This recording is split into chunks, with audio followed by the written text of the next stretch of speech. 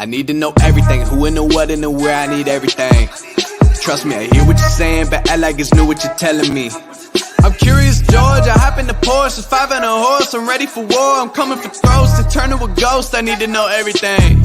Now you be surprised at the info you get is by letting them talk, so I'm letting them talk. Gotta keep quiet, maneuver in silence, then let them in, talk up their body, another one body, that's just how it go. I got some secrets, I'm shaking the game so they stay on their toes. Stay in your lane, how to stay on the go. I came to play with the pros and act like a rookie, so they overlook me, then I double up again, none of their nose. None of them cold, they just got lucky but never adapted, so I'm to the one if it's coming to blows. My enemies cutting it close, I let them think that they got me, but what do you know? I had them beat before we ever spoke, I'm ready for smoke. I need to know everything, who and the what and the where, I need everything. Trust me, I hear what you're saying, but act like it's new what you're telling me. Welcome, ladies. How you all doing? Good. How are you? Hello. Nice to meet you, Chandel. Nice Welcome to to meet you. Startup on the Blocks. So glad to have you both. I've really been talking a lot about you all and what you all are doing, so we're looking forward to hearing about that a little later. But first, for the new people in the audience, we're going to tell them a little bit about Startup on the Blocks, and for you all too, if you are not overly familiar with what we're doing. So we like to host pitch competitions to kind of invite people to learn about the startup ecosystem, and then from those pitch competitions, we kind of recruit them into our like pre-accelerator program and help them learn about the startup ecosystem. So this is our 80th event. We've been doing this every week since August 13, 2020. So we are excited about the opportunity to share all the resources that are available for startups. Let's see here. So let me rearrange this a little bit here. So I want to let you all learn a little bit about our sponsors, because without them, we actually couldn't put this event on. So both Innisfree Hotels and the First, they actually been sponsoring our pitch competition. So we appreciate their support. Both the Minority Chamber and the Pensacola Chamber, we work closely with them, and they support us in what we're doing and trying to grow more companies here in our local area. And Bantucola, they're our streaming partner. They actually are streaming this broadcast to Twitch, YouTube, LinkedIn, several Facebook pages. So we definitely appreciate their support, so we can kind of get the word out on what's going on in the startup world, to let people learn about programs like what you all have, Eric and Chandel. And so we're going to be looking forward for you all telling them personally what you all's program is about. We've been sharing it already since we got the email from you all on yesterday. And the Small Business Development Center, they've been helping mentor our startup founders and helping us with a few other things. So we look forward to their continued support. And I will mention one thing about this Small Business Development Center. They're actually doing they have a minority business task force going on, where they're looking at all their clients over Northwest Florida, and actually over the whole state, to be honest with you, but they have the data for our area. And one of the things that's interesting about their clients is the kind of funding that's available to minority startups and minority and women startups and non-minority businesses. And so when you look at the money, the loans that minorities, not including white women, get when they're starting their business, it's only a few $100,000 in loans, and where it's compared to somewhere between $30 and $40 million in loans for the white males. That's a really big difference, right?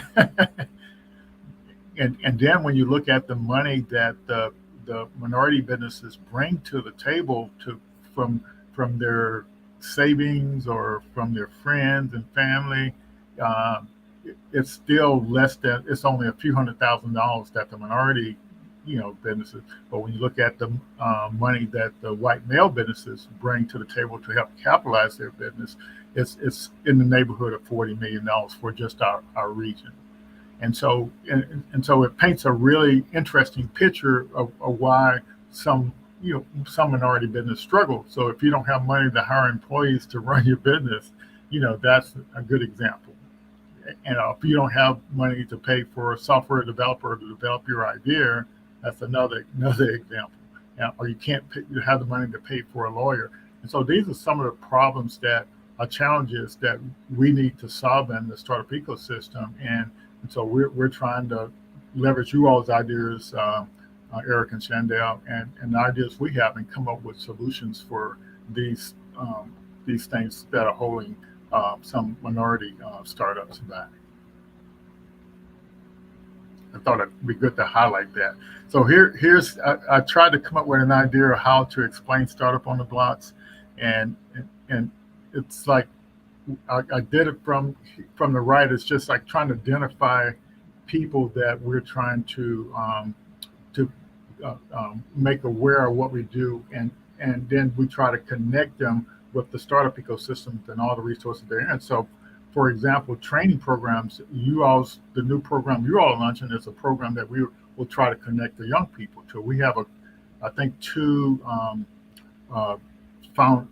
two teen startups that fits you all's profile, and so so we'll make sure they're aware and apply for you all's program. So that's what we try to do. We try to make people aware that the startup ecosystem exists, and we don't care if they don't have a business, if they're already starting to build a startup, if they have a traditional business, or if they have a nonprofit. So because like in our case, we're a nonprofit, so we need some of these same services too, so we can actually help these startup founders, grow their business. So we're interested in connecting the folks to that. But one of the dilemmas in order to get some of the resources in the startup ecosystem is you have to kind of know how to fill out the applications, or to know how to pitch your business, idea pretty clearly and concisely. And so we want to help the founders learn these best practices. And so from a training standpoint, we have the lean stack training, where it's kind of a foundation where you get your mindset right for being a founder. And one of the key things is that business model design. So we want them not to start building their MVPs until they make sure they have a valid, viable business model. And so we use that tool for that. And then once they have that, show they have that valid, viable business idea, then we can actually potentially get them into a business model validation. And so that's like a 12-week program.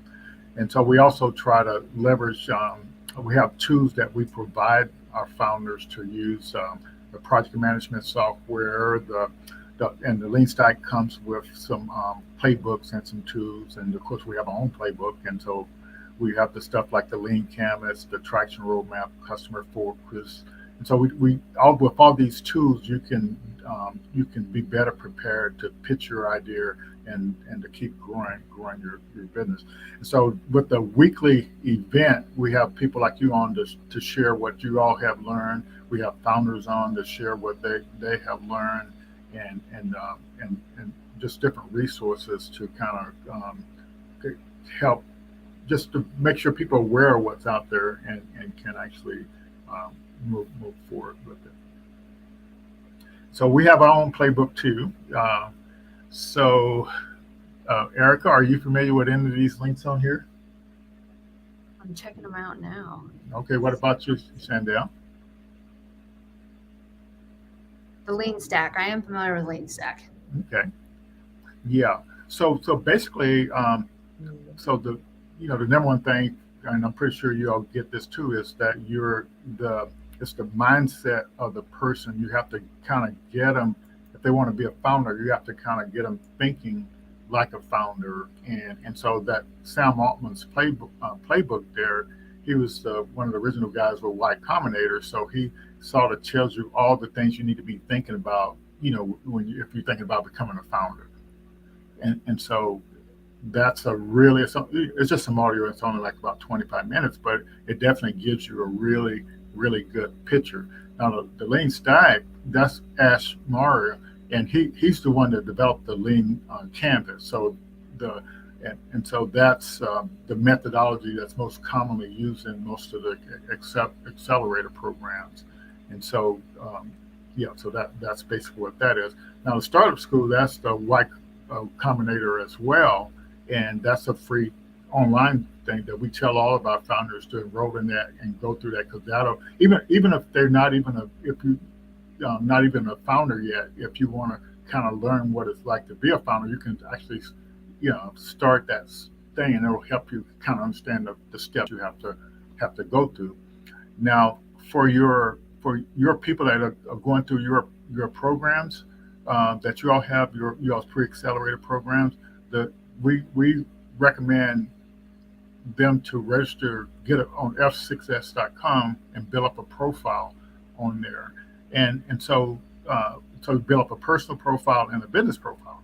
So once you do that, and then like on this previous slide, you actually get access to announce. You can search for accelerator programs, pitch competitions from all over the world, and then a lot of the companies that support startups, they have resources where they either give you product for free or a discount, and so like I said before, if you don't have the money to host build an application or host application, like Amazon, gives like 25,000 in cloud credits. So if you're building an application, you can use that to host your website. You can use that to host your cloud application.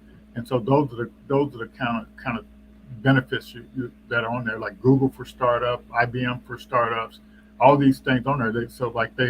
They have over $2 million worth of freebies, and there's over 4 million founders on there. So it's just a really good, any marketing tool you need, just anything that you can, CRM, anything you need, there's companies on there that's offering benefits for that.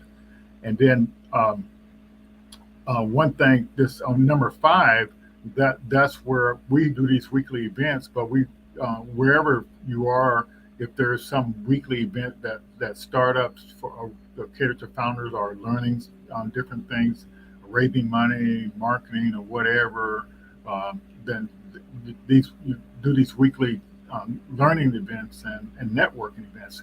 And I think that's one thing that's been hard for me to communicate to founders.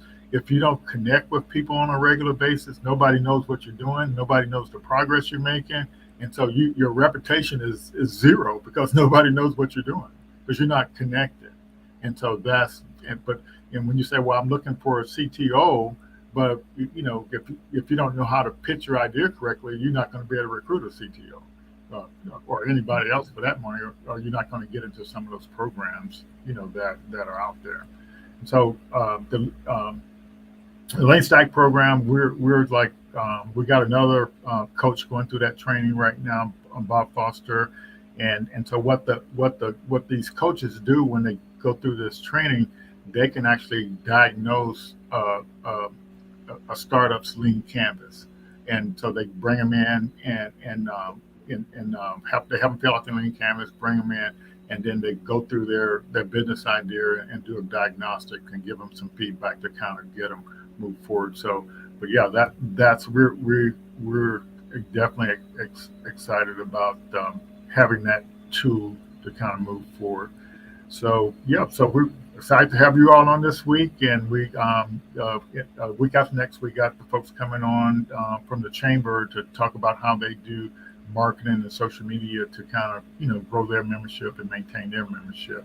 And these are some of our mentors, and a nice variety of mentors. And we also have volunteers from out of town to be mentors, but I haven't included them in our chart yet. But we will engage them as we keep moving forward.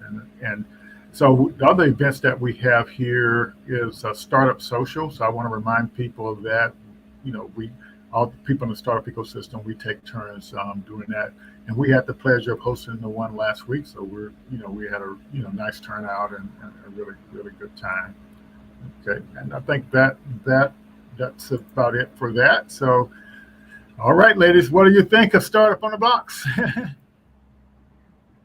It's incredible, I think, and it's so inspiring to know that these networks are there for young people when they're just getting started. Imagine well, I'm sure many of us have tried to navigate the world of the internet and all the resources that are available and not knowing which ones are quality and which ones are really going to point you in the right direction. So to have some of those collected and people to guide you through that and to share their experiences is really valuable, and is a key part of starting your entrepreneurial journey. Any entrepreneur would say that. That's exactly right. So I guess Chandel, I'm pretty sure you're familiar with the startup ecosystem. Yes. Yes. So yeah, and I'll take this time to let you both take turns introducing yourself and basically just if you can tell us. I guess first, you all can tell us what 3-day startups. The 3-day startup is. Okay. I'll jump in and then I'm going to let Chandel share too, just because she has so much leadership over our programs. So 3-Day Startup is also a nonprofit organization founded in Austin, Texas in 2008. And the organization was originally founded as an events-based organization holding hackathon, design challenge style events for young people in the higher education setting. So who went to college. Run a 3-day event for them, get them really excited about pursuing entrepreneurship. And through the years, the organization really learned the true impact that entrepreneurship programming could have, especially in what we call the 0 to 1 space of just starting out and just getting started and learning terms, methodologies, players in the ecosystem, what that could mean for a young person, both in their career journey and in founding a new venture. So now our work actually spans globally. We do a lot of partnerships with embassies around the world through Department of State projects. There are communities around the world that want to use entrepreneurship as a tool for economic empowerment for women and other marginalized groups. And so we build bridges through some of our programming, and that's really valuable. While we continue to serve young people in the United States through longer form, pre-accelerator style programs, that really is the heart of Chandel's work. So I'll turn it over to her. Thank you. To add to that, in terms of the accelerators and programming that we've been running or interested in running this year, we're really focused on supporting female founders and American ethnic minorities to gain access to the entrepreneurship education that they need in order to launch or lead within startups or within their own, sort of be an entrepreneur too, if you will. And those programs have also been taking shape both here in the U.S. as well as abroad. Great. Yeah. So what it sounds fantastic what you all are doing, and so it sounds like your guys' organization evolved over time, and that's true with any organization. You kind of evolve. So, Erica, so what's kind of been your journey to get you to this 3-day startup? Sure. So I think my journey to the entrepreneurship world, the world of startups, really was through education. And I still consider myself a career educator. I don't think that that'll ever change. I spent about 12 years in the public school space, working both as a teacher and a principal, and then also supporting school leaders that were designing autonomous schools for communities, charter schools specifically. And it was just a journey of starting new things, right? Which I didn't know until somebody named for me was entrepreneurship, even though it was just exclusively for schools. And so I knew I loved it. I was privileged enough to get accepted to an MBA program, go to business school, kind of solidify that learning that had happened for a decade.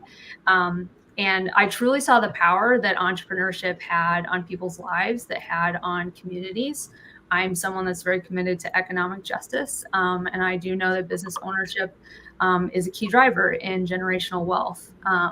And being somebody that wants to expand and create opportunity for all young people in communities, particularly those that have been under-resourced and underserved, really kind of made it my personal mission to how the question that drives me is how can I make entrepreneurship education available to every single young person, regardless of where you live, regardless of your background, so that you know how and you know that you can pursue business ownership, and that can have an impact in your life in one way or another.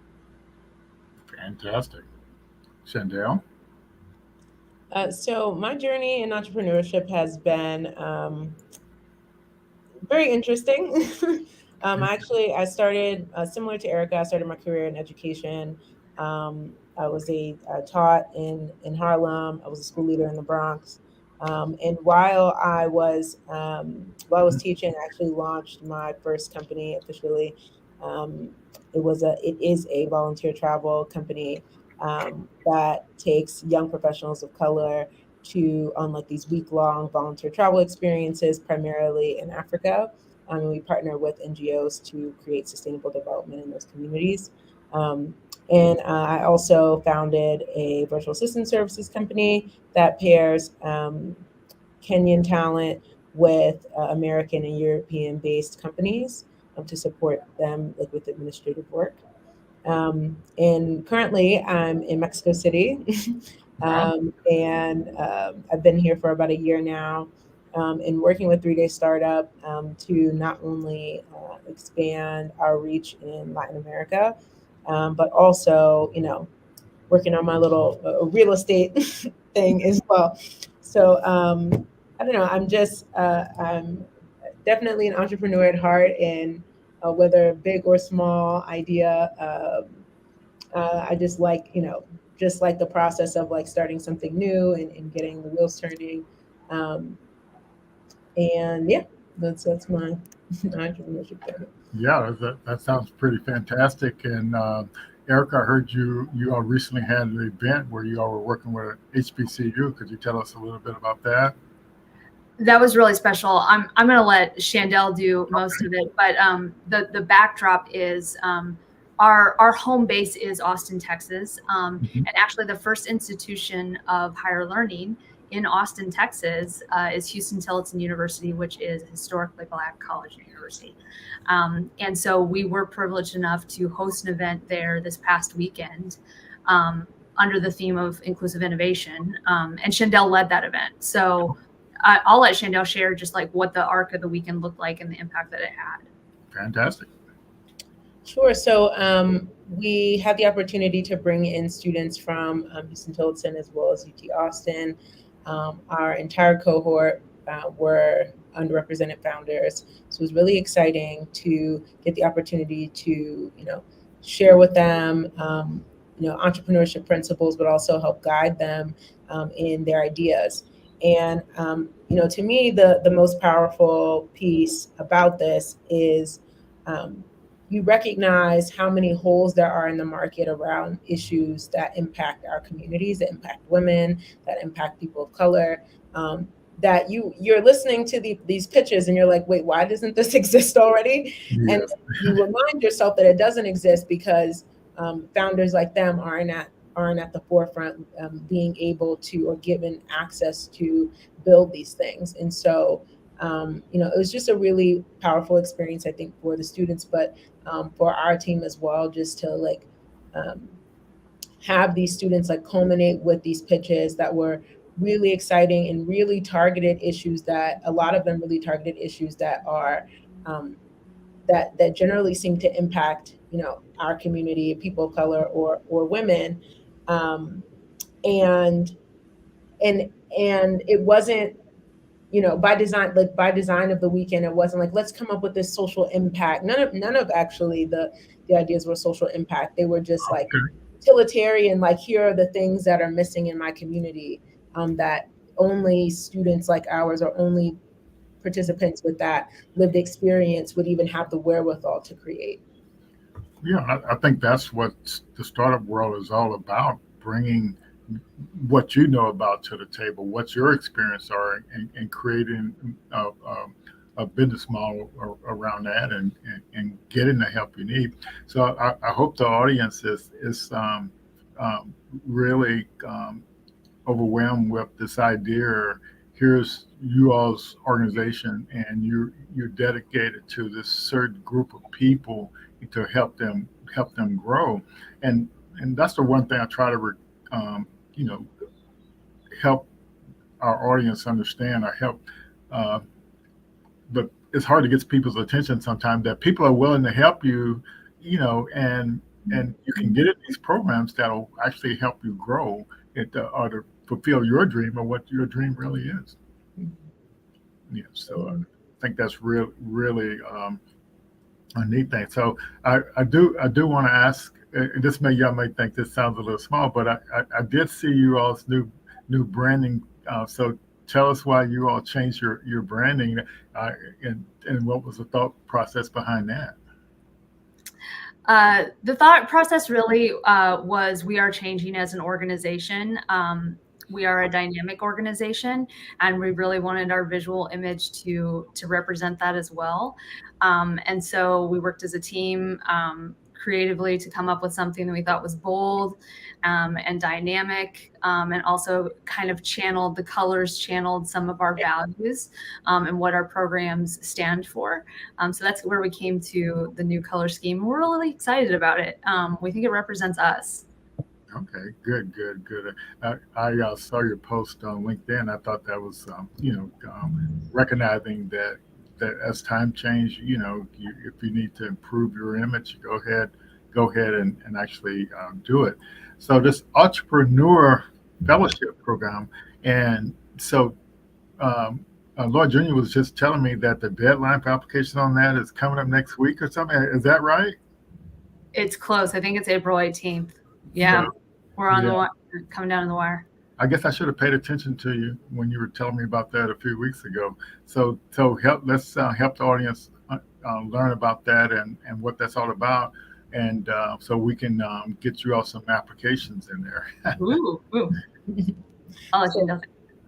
Entrepreneur is a 12-week fellowship program that really kind of takes like a lot of the concepts that we discussed in our traditional 3-day program, but spreads it out and allows us to have a little bit more depth and allows for participants to actually like make progress and really iterate over the course of that time. The Entrepreneur Fellowship is named after the signature products of Ultra Sheen, from Johnson Products, which was the first Black company to be traded in the stock exchange. So, and so it's sort of just this ode to entrepreneurship being a legacy of people of color. Because often we have been like barred access from this like startup culture, but the reality is that we have a very long history of being inventors, of being entrepreneurs. Maybe it was called something different, or maybe we were called hustlers, or maybe we were, we were sort of regarded in a different way. But in the reality is we're supporting our students to tap into sort of like their the foundation that's already there, and just sort of give language to it. And so this program is for students who have an idea or hoping to get an idea, who may have started something small and are trying to figure out, how do I actually turn this into a business? That is who this program is for. And so we're looking for recent high school graduates, students who are in college currently, or students who maybe they stopped out and they're like looking for an opportunity to really sharpen their own leadership skills and give them a path towards working for themselves. So that's the program, and they also have the opportunity to get certified in we have a number of certificate programs that we're offering that will support students in getting careers in some fast growing fields. Okay, that sounds pretty comprehensive. Did you have anything else you want to say on that, Erica? No, I think that what another thing that we want to message with Ultra and other 3DS programs is that we see entrepreneurship education as essential for young people to thrive in the future of work. That the skills that we associate with innovation and entrepreneurship are going to be transferable across careers, across domains and industries for jobs that are coming, and we don't know what they will look like. And so we actually think this is actually a pretty critical movement to equip our students and as many young people as possible with entrepreneurial skills and mindsets, both for success in careers and for new venture creation. And that's what I think we're embracing here in the fellowship. Yes. So I was trying to kind of think about what you're all doing in some of our previous conversations. So how are you all leveraging workforce boards and stuff for this particular program? Sure. So the workforce component comes through the certifications. And right now we're offering Google certifications, which in the state of Texas are, and some other states are very quickly adopting. Those certifications are appearing on secondary CTE lists as kind of checking the box for a career and technical certification at the high school level, as well as a validated credential by workforce boards to be compensated by WIOA dollars. So by incorporating that, we know we are not only cultivating a venture and not only supporting career success, we are equipping a potential entrepreneur with key skills that would enable them to get a great job and also to further their venture. Okay, so is the logic when you think about all the skills that an entrepreneur needs, you're leveraging these certification programs and workforce dollars to kind of train your participants in those skills?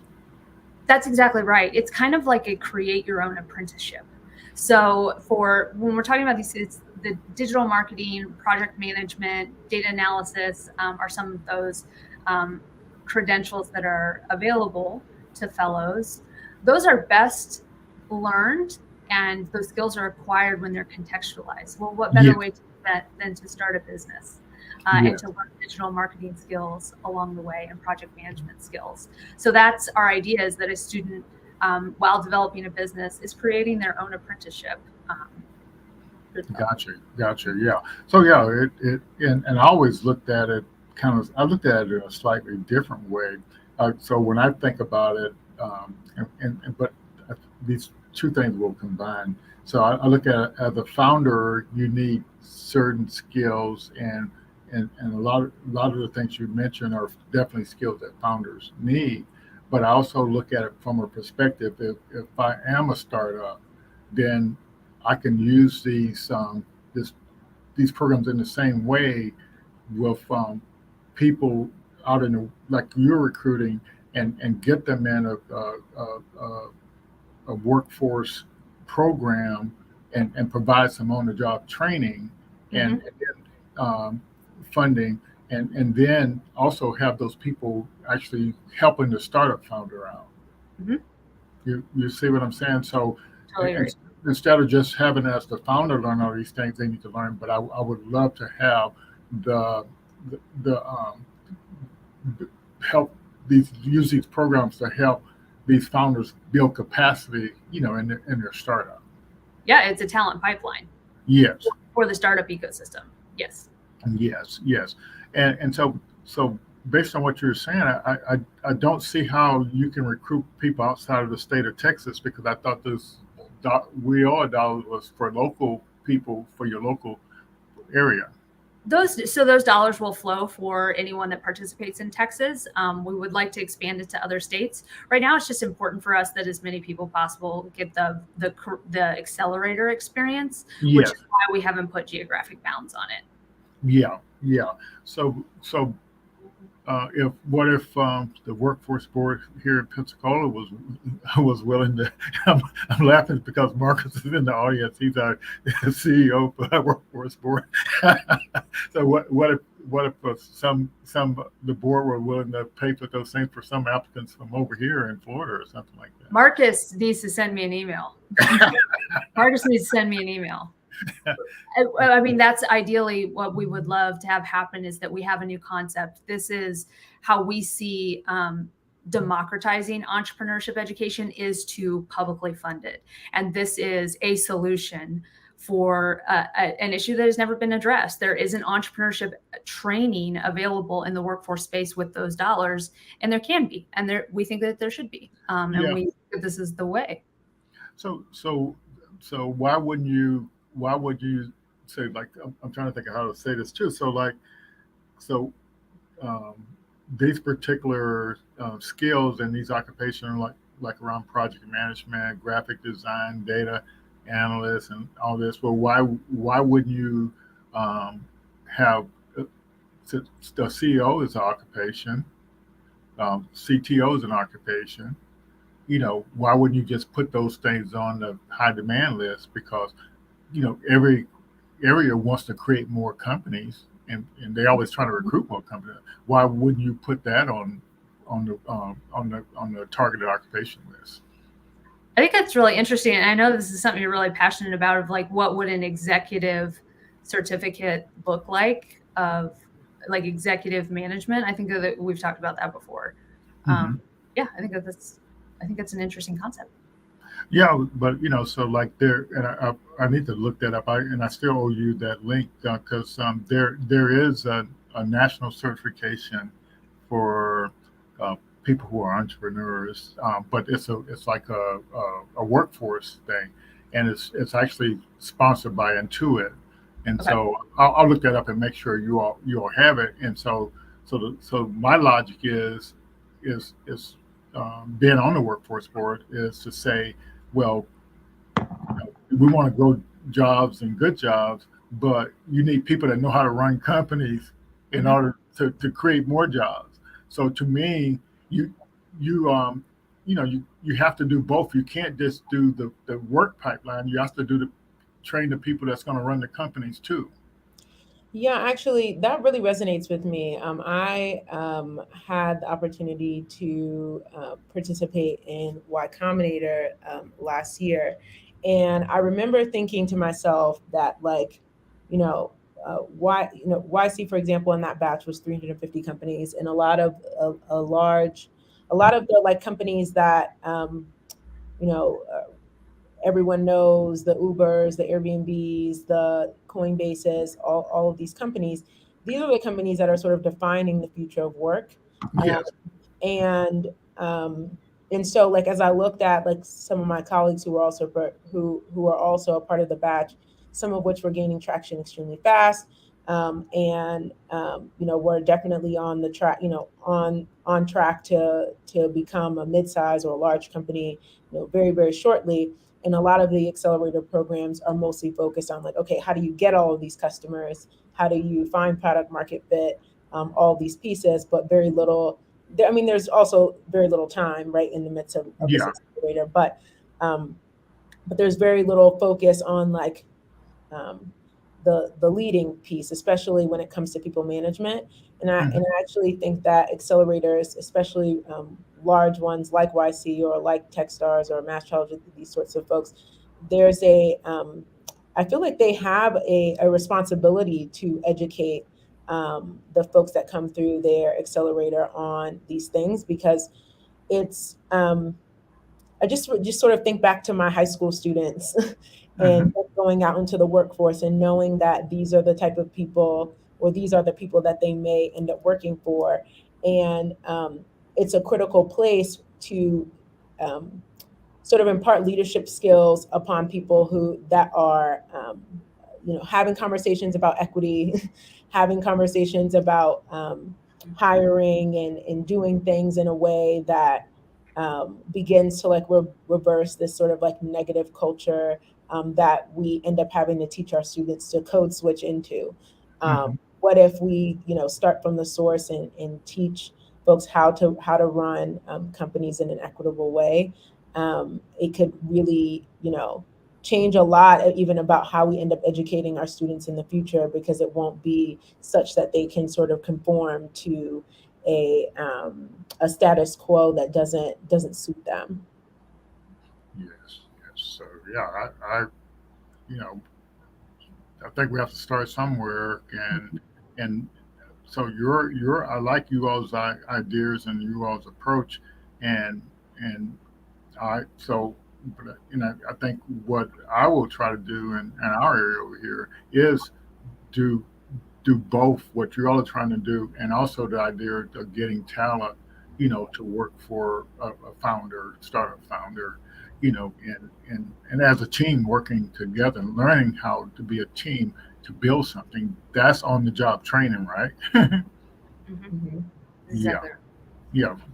And there's a software development program, apprenticeship program out of Tampa, and they do cohorts of students, and they do underrepresented students.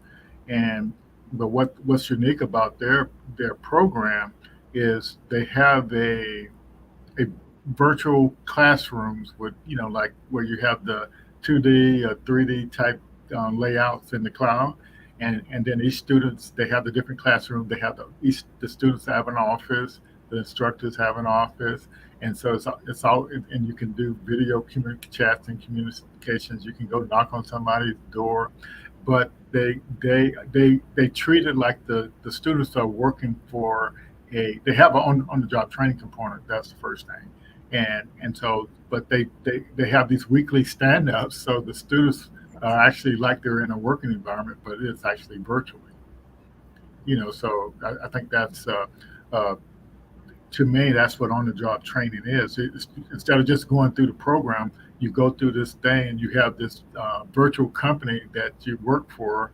Are you actually working for a company because you're using workforce dollars to do the on the job training, right? Yeah. Yeah. So that's when we put our heads together, we can actually come up with some great ways to solve the problem that underrepresented founders have, and women founders, et cetera.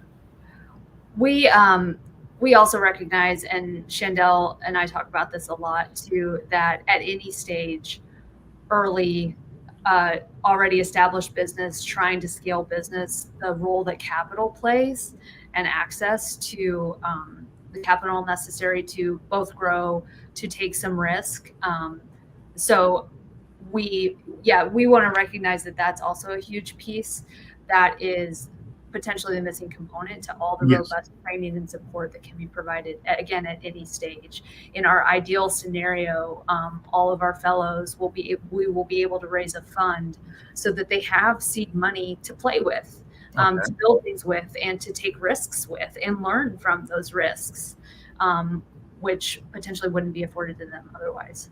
Yeah. So as they make progress on their startup and start to grow it, why not, like I said, use these workforce dollars to get them some employees with this on the job training, with these people that are going through this Google certificate program or the Microsoft program or the AWS program, IBM program, and just keep the ball rolling on that. Mm-hmm. Yeah. So I think what I want to do, just to help people understand. So what's going to be with y'all's ultra program? What's going to be your approach to selecting the the this the young people? And by the way, I should ask this question earlier. Why are you all targeting young people? I heard people targeting students, but it seems like our so our programs, we only have like two teen founders that I think that are under 26. So I need to recruit some more. So I want to know you all's secret for that as well. Yeah. So why did y'all actually choose work around that age group? I guess that on Gen Z. So I think especially when we think about sort of the things that Erica had mentioned in terms of what entrepreneurship education unlocks Hmm. for people, for students, that opportunity for economic advancement, those set of skills that we really believe are integral, whether you are leading within an existing organization or creating one of your own. And so we think that targeting youth really gives us the opportunity to change trajectories. And so the earlier that we're able to get in front of folks and really expose them to these principles, the better. Okay, fantastic. And that makes sense. The more I think about it, it really makes great sense. You know, the earlier you get exposed to something, the better chance it has to affect your career decisions and stuff like that. So, but how? So, tell me a little bit about the criteria or whatever y'all use to select you all's fellows.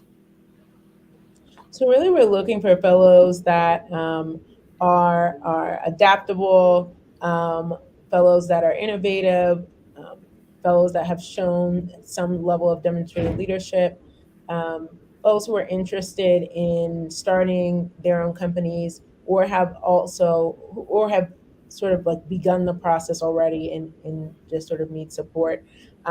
That's who we're focused on, and that's who we want to support. Okay, fantastic. So, yeah, so I think that's a really great.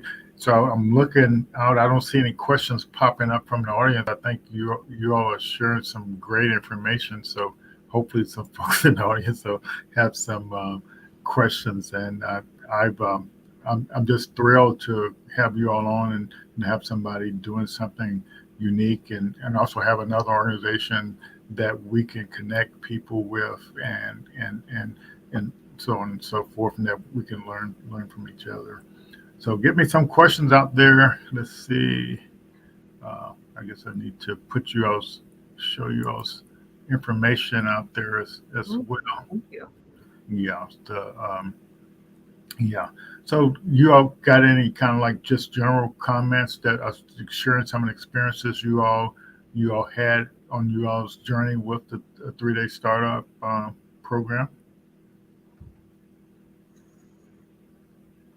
Some other lessons learned or anything like that? I think one of my biggest um,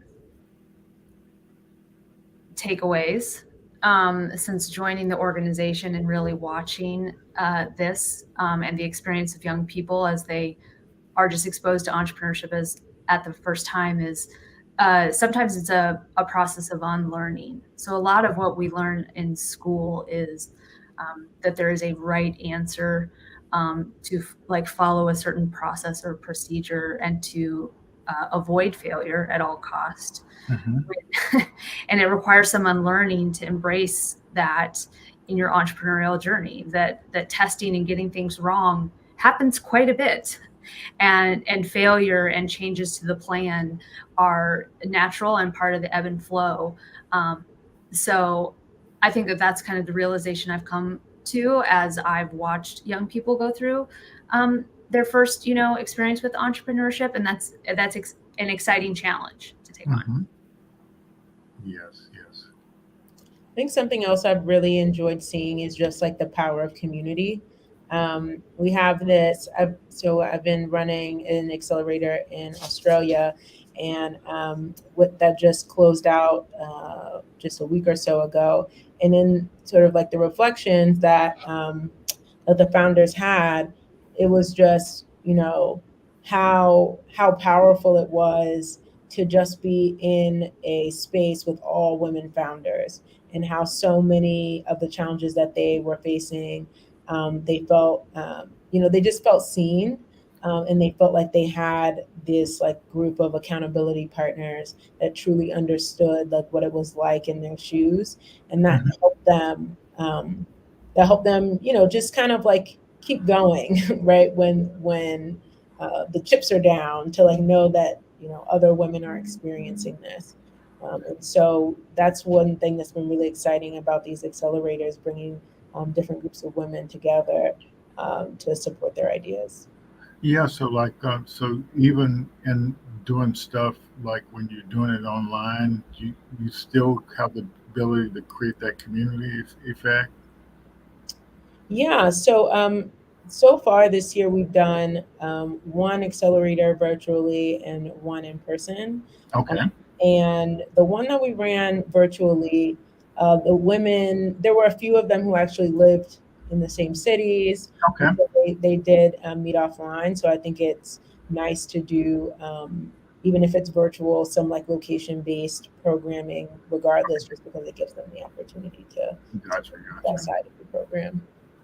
Yeah, so that's one of the challenges we have here is creating that community, and so we since we do a lot of stuff online, and I'm almost tempted to do this particular program hybrid. So like if we have some local people that want to come to the institute and kind of hang out and socialize that way to kind of help develop that more of a community support type stuff and learning from each other. Yeah. So what can we do to um, so like so what's your all's approach after this first cohort of the Ultra program? Or so what's your kind of approach for expanding that or growing that out? I think you're going to have. I think it's going to be a great success, and we want to be a part of that success. What's going to be your all's strategy for growing that?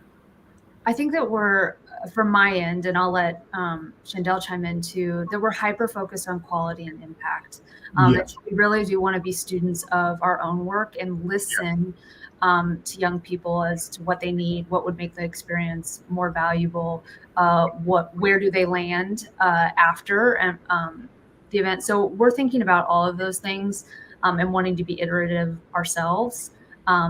So a part of that is bringing learning of partners like the institute alongside us to share, to collaborate, so that iteration is really robust.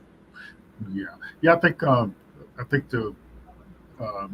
the whole idea of these programs is as they're like stepping stones to other programs Mm-hmm. and Exactly. programs, and I think that's the and and so like and I will say it again, like whatever resources we have, if they can be of any use to you all, we'll definitely be glad to share because my thing is I don't want to reinvent the wheel on something that's already there and got a plan for doing it.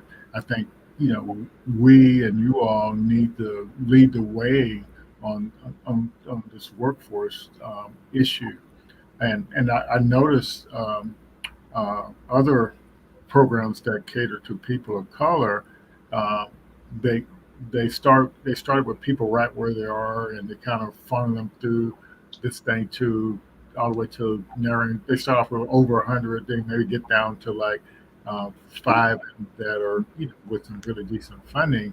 And I noticed some of those programs didn't continue um, like I thought they would have, but then I also noticed that this all this talent stuff kept coming back where you have to train people to actually how to build these MVPs and stuff, and so the focus started on helping these people develop skills and now you see here all this co-founder matching. That's like I think that's the number one problem that they have, and typically they're looking for a CTO or something like that, and it's just really a challenge.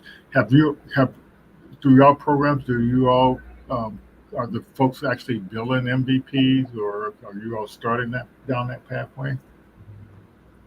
Yeah, so it's sort of dependent. I think some accelerators, we have participants that are a little bit further than others, but we always, at the very least, encourage participants to prototype.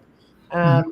And so, and because of the different stages that some of our participants are in, um, some of them are creating these low fidelity prototypes, but others are like fully, building applications. is such that they're like, really prepared to go to market. So it really just varies, but we support founders in whichever stage that they're in. Okay. Good. So Lord Jr. has a question there, Shandell. No, we haven't been working, to develop more UN initiatives. We've mostly been focused on just like tapping into the sort of startup communities in Mexico City or in other tech hubs or startup hubs across Latin America. That's basically been our focus. How do we bring more women, more indigenous people, more underrepresented founders into the fold with entrepreneurship education? Okay, great. Yeah, that's really fantastic. I can't.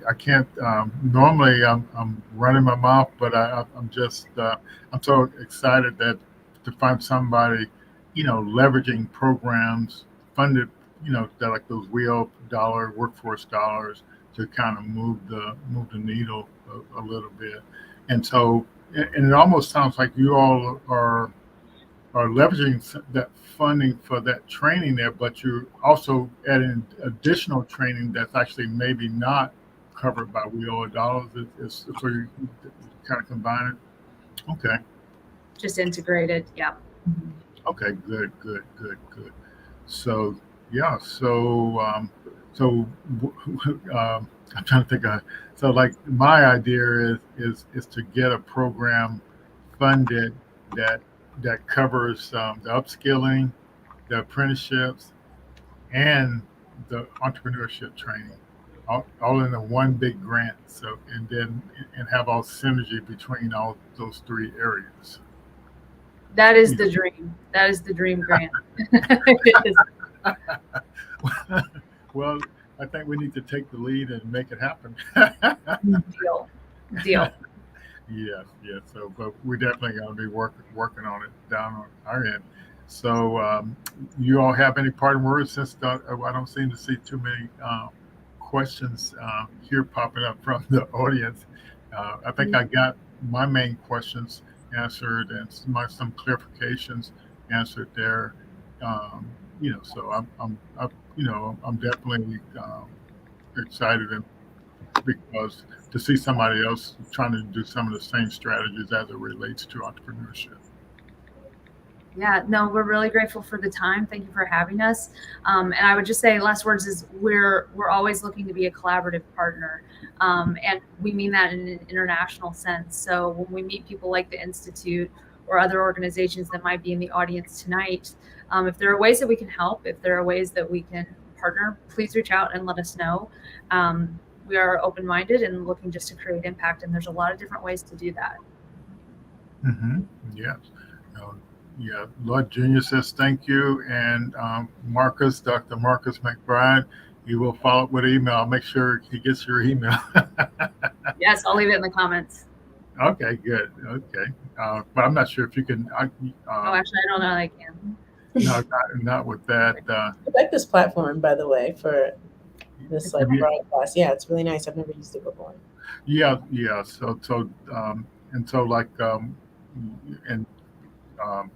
You all are welcome to if y'all need help in using it or whatever. Y'all welcome to. Yeah, like I said, we use the StreamYard as our back-end studio, and the back end, like the studio part of it. And I still have a lot to learn about that too, because I thought I had done, but I don't really. But we use Hopin, which is I was talking to Erica before you came on, and I think I should take some time to say this, Shandell, because I don't think people really get the significance of Hopin and how it actually works. And I'm going to try something here, just so you will be aware of it. Let me see, can I share my screen here? Find where I'm at here. Because to me, it is a powerful platform in all. Let's see here. So the Hopin platform. Let me see. Go this way to get it a little bigger. So if you kind of look, and I got to get my cursor on my other screen here so you can see. So the reason why we chose this particular platform, if you look over here, you see this networking thing. And so, like, let's say in your cohort, how many people did you have in the cohort you had in Australia, Chandel? 8. Okay, so you could use the Hopin platform for for your whole accelerator program, Mhm. and not actually stream it anywhere. You don't have to stream it anywhere. Hmm. You know, but so you could, and then like these sessions over here, there's no sessions on this thing, but you can have as many training sessions as you want, and they could be scheduled simultaneously at different times, and people can go to the session that they want, and Okay. then like I'm hoping this got to get like these. I have to stop it, and so we're actually streaming to the stage right now. You see here. Hmm. Yeah, yeah, and so Cool. that, and then we have also have uh, the expo, but no booths are there. Let's go back up here to this thing here. Yeah. And so it has this kind of stuff in it, and have our sponsors and stuff like that. But it's modeled after an event, so a conference, and so it's total analogous of going to a conference. So like Marcus he's been on our Start on the Blocks before, um, and so today he got a chance to participate in the networking, and it's a neat kind of experience. Yeah, Very cool.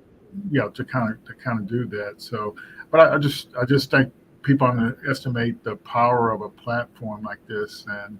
And by the way, this particular company uh, launched in February 2020, and they had raised about $7 million.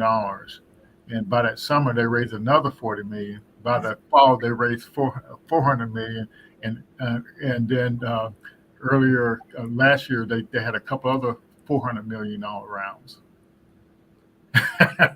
So wouldn't you like to have a startup like that? Mhm. Good timing.